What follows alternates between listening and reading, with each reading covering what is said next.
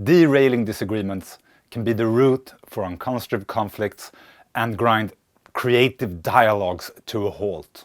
Or we choose to see them in a different light and use them to increase our collective wisdom, challenging us to see things from more than one perspective, leveraging our competitive advantage. Today's guest lightning talk is given by my friend and peer, Martin Wasielewski, also known as Wasse. Wasse is a humble, very experienced Agile coach. I worked with him for many years at Spotify, and besides having great fun, I learned so much from him. Today, he is a freelance consultant located in Stockholm. Wasse also has a podcast on which I'm a co-host. It's great fun, and in the last episode, we talked about people-positive organizations. You can find the link to the podcast in the description below. And with that said, take it away, Wasse.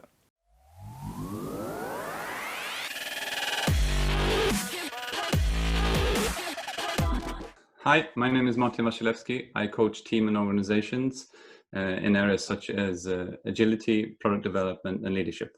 I do that as a contractor. So today I'm going to talk about the blessing of disagreements. I'm going to talk about why they're necessary, why they're perceived as uncomfortable, more uncomfortable than comfortable, and conditions that lead to their blessing.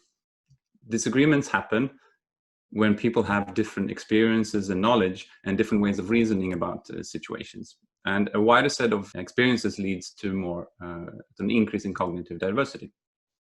And if we look at research on diversity, increased diversity leads to an increased ability to solve problems, an increase in perceived performance among employees. It also leads to the likelihood of better financial results, an increase in that as well. If we look on lack of diversity, on the other hand, has led to voice speakers that understand male voices better than women voices, automatic soap dispenser that only functions on light skin, also photo algorithms that has identified black people as gorillas, a disaster to say the least. So cognitive diversity leads to more successful products that leads to a competitive advantage. So disagreements are equivalent to a competitive advantage, and without them, you're always going to be one step behind. Let's talk about why they're perceived as uncomfortable. So we'll have to look at how the brain functions, and there are two areas that are of particular interest. One of them is the brain's reaction in the specific environment that they're in, but also how the brain reacts in a social context. And for this presentation, I'll only walk you through how it reacts in the social context. Neuroscience tells us that the brain treats our social needs in much the same way as our survival instincts. It also tells us that the brain's fundamental principle and motivation is to minimize threat and maximize reward. So in practice, this means when we feel discomfort and stress, the limbic system in our brain triggers the threat response, meaning that we start using our subconscious and survival instincts and react without thinking. On the other hand, when we feel safe, prefrontal cortex in our brain triggers our reward response, and it leads to an increased cognitive reflection, curiosity and interest, and engagement and participation increase as well. So the conclusion is that the reward response is equivalent to high cognition, meaning our ability to reason, plan, and analyze. And the threat response is equivalent to low cognition, meaning that we react instinctively. And evolution has led to the brain being 5 times more sensitive towards a threat response. This is also called a negativity bias, which is one of over 180 biases that our brain has. This is something that evolution, from an evolutionary standing point, has led to our survival as species. But on the other hand, if there's non-life-threatening situations, this can have negative consequences. And these are not something that we can get rid of, but we can teach ourselves what biases we have and how and the effects that they have on us in the situation. So factors that influence whether a brain triggers the threat or reward response are perceived status, certainty, autonomy, relatedness, and fairness. Let us look at a concrete example. So in this case, myself and my team are trying to solve a technical problem. So I start by sharing my thoughts and ideas on how we should approach the problem, what solutions there might be to the problem. One member responds by saying that, Wasse, I agree with some of the things that you say, but this last thing you said, I disagree with that. Yet another member tells me, I completely disagree with what you just said. I can't even think why you would think going about this problem in that way it would be good at all. So the brain, being 5 times more sensitive, will react by thinking, oh, my knowledge here is questioned, meaning that my status will decrease against the group. My ideas look like they might be dismissed, so my autonomy decreases. And there is a historical pattern here of the group picking Lisa's and Frank's ideas. So I feel that that's not being fair, which leads to me feeling more rejected by the group. I feel less related to it. This means that the threat response will be in the driver's seat, and I will react instinctively. And if this is a pattern that's repeated over time, both the behaviors and the reactions, they might establish, and this leads to an organizational debt. So organizational debt might lead to people feeling less safe, and they will start having fewer disagreements, and they might even avoid them completely. So in conclusion, when my importance in relation to others, when my ability to predict the situation, my ability to influence the situation, and my sense of belonging to the group, and my sense of fairness, when these things are low, the threat response will be stronger, and the relationship is the opposite when it comes to the reward response. To turn this around, start having more disagreements, start building on safety. Based on my experience, there are some things that are more effective than others, and I've chosen to categorize them in 4 different areas. One of them is to set reasonable expectations, meaning that you should expect that disagreements will happen, treat disagreements as positive sign of progress. Remind yourself that productive disagreements lead to improvements, and that potential negative reactions are natural and based on the brain's evolution and principles. Also guide towards task-related disagreements and avoid interpersonal conflicts. Interpersonal conflicts are only harmful, and what appears interpersonal is in many cases task-related if you start digging into it. And because of how the brain functions, you will need practice and practice and practice. So behavior that dampen the threat response and elicit the reward response in the receiver is to be curious and explorative when someone disagrees, explore with empathy, when possible, primary focus on understanding others, meaning to listen, to understand, and not to respond, acknowledge others' perspectives and that you've understood it, practice self-awareness and share your mistakes if you have any and the biases that might be in effect. Also pay attention to potential cultural differences. Also compromise when relevant and necessary.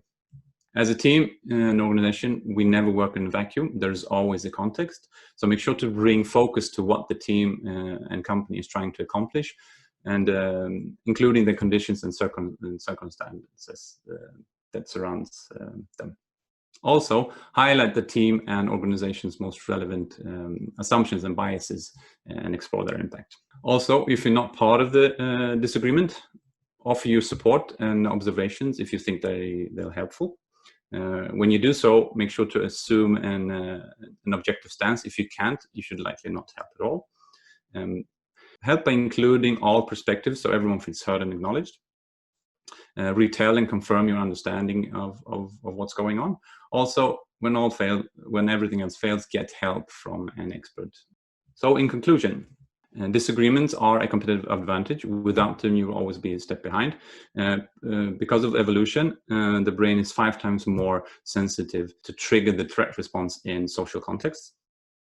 To put focus on context and have relevant expectations and behaviors, help each other, and practice and over practice again, your disagreements will lead to a blessing. That's all. Thanks for listening. Thank you so much, Wasse, for taking the time to be a guest on this channel. Thanks for having me. It was fun.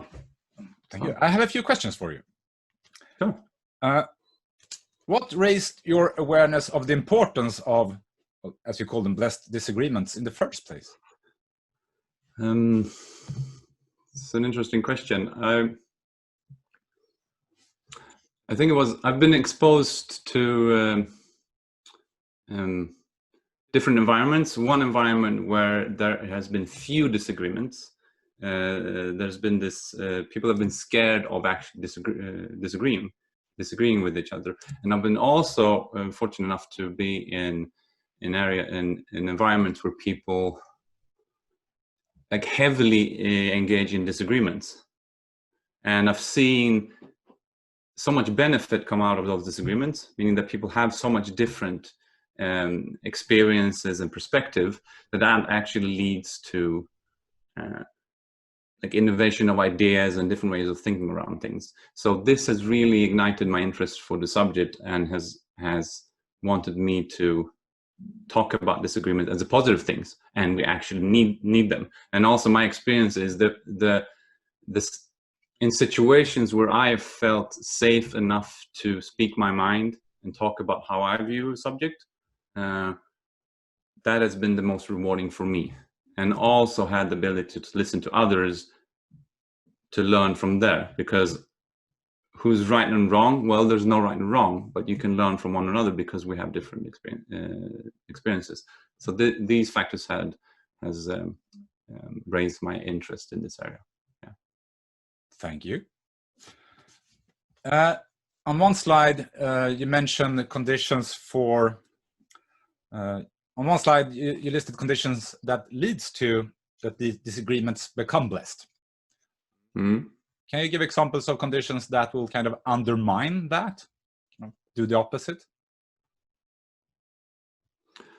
So one example is in one of my slides when I talk about the example of a team. It's behavior that typical behavior is that they focus on telling why they disagree and wanting to say that, they're eager, want to present their perspective. So they overshadow someone else's perspective and not listening in, basically not acknowledging that someone might have a different opinion or perspective on a subject than them. That leads to the receiver or the listening in, the person that listens, to think that, oh, this person thinks I'm wrong and this person is right. So that is a typical behavior I've seen leads to not a good environment, really. Yeah. In my experience, there are situations where disagreements can't be resolved. For example, when people have a truly strong opinion or belief on the proper path forward.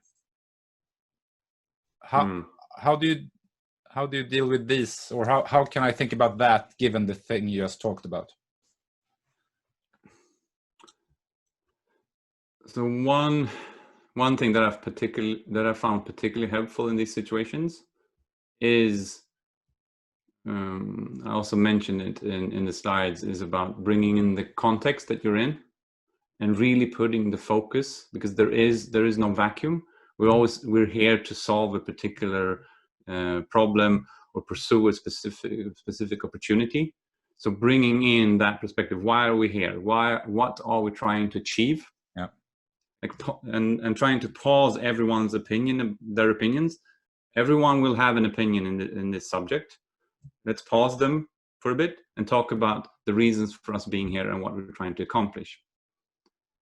And then with that in mind, trying to look at the different perspectives that's there. Yeah. And that helps a lot. Does it solve everything? No. I mean, a person needs to listen and be willing to take in different perspective. If they're not willing to do that, it's going to be very difficult to come to some kind of conclusion or so. So as a leader, think about teaching people to listen to others' perspective, and what the value of that is helps a lot as well. I think those are the two most prominent things I can think of right now. Thank you. And you also had an ask, right, about the survey, right? Yeah. Yeah, I think it would be great. So I'm gathering some data on this subject. It's 3 questions in Mentimeter. So it'd be great if you could post a link and feel free course. to take it. I would be really happy if you would take this survey if you're listening into this. It would be great. I will, of course, do that, and you'll find the link in the description below. Thank you. Okay, cool. Thank you so much, Wasse. I guess that's a wrap. Thank you. I had a blast being here. I had a blast. Thanks Good. for reminding me. See you soon. Bye-bye. See you. Bye. What's your experience? How do you choose to view disagreements? And what do you do to leverage them and turn them around into something constructive and positive? Please share your stories and examples in the comments below. If you want to get in touch with Wasse and learn more about the concepts he talks about, or if you're looking for someone who can coach and support you with product development or leadership, you can find how to contact Wasse in the description below. And if you enjoyed this video, hit that like button and don't forget to subscribe and hit that bell icon so you're alerted every time a new video pops up. Last week I asked 5 Agile coaches, can a person be agile?